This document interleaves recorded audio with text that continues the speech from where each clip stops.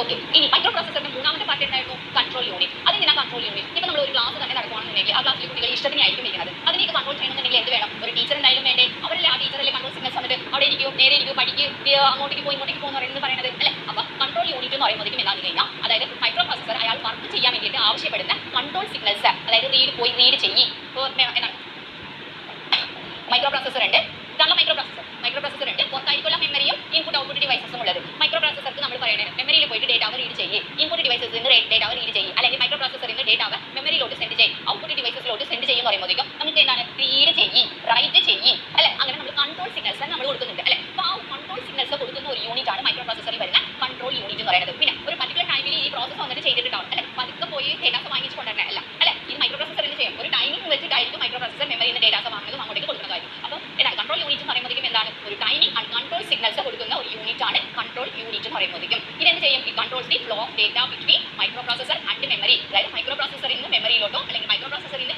Input output ഡിവൈസസിലോട്ടോ datas transfer നടക്കുന്നത് അത് control ചെയ്യുന്ന ഒരു യൂണിറ്റ് ആണ് കൺട്രോൾ യൂണിറ്റ് എന്ന് പറയുന്നത്. ഓക്കെ, അപ്പോൾ നമ്മൾ എന്തൊക്കെ നോക്കിയായിരുന്നു? മൈക്രോ പ്രോസസറിന്റെ അകത്തിരിക്കുന്ന 3 സെഗ്മെന്റ്സ് ആണ് നമ്മൾ നോക്കിയത്. ഏതൊക്കെയാണ് സെഗ്മെന്റ്സ് എന്ന് പറയുന്നത്? ഒന്ന് പറഞ്ഞ എല്ലാവരും മൈക്രോ പ്രോസസറിലാണ്. മൈക്രോ പ്രോസസറിന്റെ അകത്തിരിക്കുന്ന 3 സെഗ്മെന്റ്സ് ഏതാണ്? അരിത്മാറ്റിക് ലോജിക് യൂണിറ്റ്, രജിസ്റ്റേഴ്സ്, പിന്നെ കൺട്രോൾ യൂണിറ്റ്. ഇതിലൊന്നും കൂടി നമ്മൾ പറയുവാണെന്നുണ്ടെങ്കിൽ എന്താണ്? അരിത്മാറ്റിക് ലോജിക് യൂണിറ്റ് എന്തിനു വേണ്ടിയിട്ടാണ്? എന്താണ് അഡീഷൻസ്, സബ്ട്രാക്ഷൻസ് അല്ലെങ്കിൽ ലോജിക്കൽ ഓപ്പറേഷൻസ് ചെയ്യാൻ പറ്റുന്ന ഒരു യൂണിറ്റ് ആണ് അരിത്മാറ്റിക് ലോജിക് യൂണിറ്റ് എന്ന് പറയുന്നത്. ഇതിൽ ആവശ്യപ്പെടുന്ന ഡേറ്റാവ് ടെമ്പററി ആയിട്ട് സ്റ്റോർ ചെയ്യുന്ന ഒരു സ്പേസിനെയാണ് നമ്മൾ രജിസ്റ്റേഴ്സ് എന്ന് പറയുന്നത്. ഇങ്ങനെ ഇത്രയും ഓപ്പറേഷൻസുകൾ നടക്കണമെന്നുണ്ടെങ്കിൽ സം കൺട്രോൾ സിഗ്നൽസ് കൊടുക്കുന്ന ഒരു യൂണിറ്റ് ആണ് കൺട്രോൾ യൂണിറ്റ് എന്ന് നമ്മൾ പറയുന്നത്.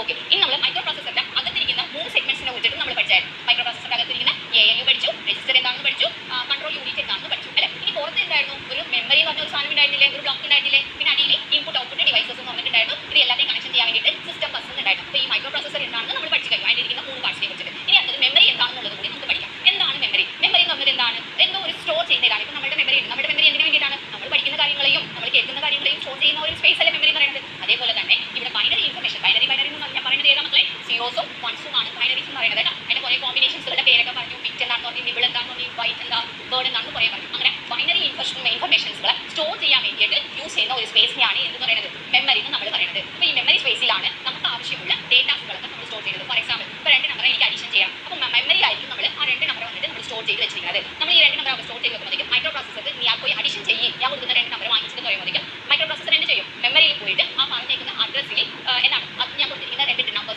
നമ്പേഴ്സുകൾ എങ്ങനെയായിരിക്കും? ഡേറ്റാസ് പറയും, അത് ബൈനറി ആയിരിക്കും. ആ ബൈനറി നമ്പേഴ്സുകളെ വാങ്ങിച്ചിട്ട് പ്രോസസിംഗ് ആയിട്ട് ചെയ്യുന്നതായിരിക്കും. Okay, to execute program the micro processor read instruction. അതാണ് ഞാനിപ്പോൾ പറഞ്ഞില്ലേ എന്താണ് അഡീഷൻ എന്ന് പറഞ്ഞു കഴിഞ്ഞാൽ ആ അഡീഷൻ എന്ന് പറഞ്ഞ ഇൻസ്ട്രക്ഷനെ റീഡ് ചെയ്യും. എന്നിട്ട് എന്താണ് മെമ്മറിയിൽ പോയിട്ട് ഡേറ്റാവ് വാങ്ങിച്ചിട്ട് ഓപ്പറേഷൻസ് ചെയ്തിട്ട് എന്താണ് ഓപ്പറേഷൻ ചെയ്യുന്നത് എവിടെയായിരിക്കും? മൈക്രോ പ്രോസസറിൽ ALU എന്ന് പറഞ്ഞ ഒരു യൂണിറ്റ് ആയിരിക്കും അത് പ്രോസസിംഗ് വന്നിട്ട് ചെയ്യുന്നത്.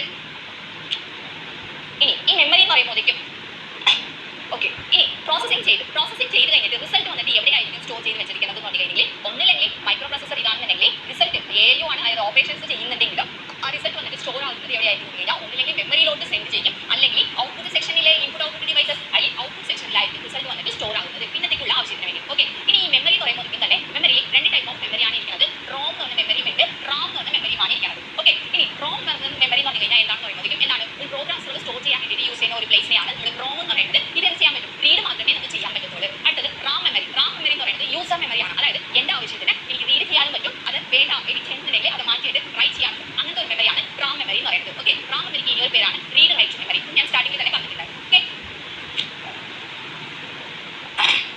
ഓക്കെ, ഇനി മൈക്രോ പ്രോസസർ എന്താണ്? കീബോർഡ് നമ്മൾ പറയാം. കീബോർഡ് എന്ന് പറയുമ്പോഴേക്കും 2 ടൈപ്പ് ഓഫ് കീബോർഡ്സുകളാണ് നമ്മൾ ഇവിടെ യൂസ് ചെയ്യുന്നത്. അതെന്താ കീബോർഡ്സ് എന്ന് പറയുമ്പോഴേക്കും? ASCII കീബോർഡ്സ് അല്ലെങ്കിൽ എക്സാക്ട് കീബോർഡ്സ് എന്നായിരിക്കും അതിനെ പറയുന്നത്. ഏതാണ്? എക്സാക്ട് കീബോർഡ്സ് അല്ലെങ്കിൽ ASCII കീബോർഡ്സ് എന്നായിരിക്കും പറയുന്നത്. ASCII കീബോർഡ്സ് എന്ന് പറയുമ്പോഴേക്കും എന്താണെന്ന് പറഞ്ഞു കഴിഞ്ഞാൽ നമ്മുടെ കമ്പ്യൂട്ടറിന്റെ സാധാരണ കീബോർഡുകളാണ് ASCII കീബോർഡ് എന്ന് പറയുന്നത് അല്ലെ? പിന്നെ എക്സാക്ട് കീബോർഡ് എന്ന് പറയുമ്പോഴേക്കും ഹെക്സാഡെസിമൽ വെച്ചിട്ടുള്ള കീബോർഡുകളാണ് നമ്മൾ ഇവിടെ വന്നിട്ട് യൂസ് ചെയ്യുന്നത്. കൂടുതലും നമ്മുടെ കോളേജ് ലാബുകളിൽ അല്ലെങ്കിൽ സിമ്പിളായിട്ട് യൂസ് ചെയ്യാൻ വേണ്ടിയിട്ട് എക്സാക്ട് കീബോർഡ്സുകളൊക്കെ ആയിരിക്കും നമ്മൾ ഇവിടെ യൂസ് ചെയ്യുന്നത്. ഇനി അടുത്ത് മെമ്മറിയെ കുറിച്ചിട്ട് നമ്മൾ പഠിച്ചു കഴിഞ്ഞു. അടുത്ത് നമ്മൾ പഠിക്കാൻ പോകുന്നത് ഇൻപുട്ട് ഔട്ട്പുട്ട് ഡിവൈസസിനെ കുറിച്ചിട്ടാണ് പഠിക്കാൻ പോകുന്നത്. അതായത് മൈക്രോ പ്രോസസർ പറഞ്ഞിട്ട് നോക്കുമ്പോഴേക്കും എന്താണ്? മൈക്രോ പ്രോസസർ ഉണ്ടായിരുന്നു,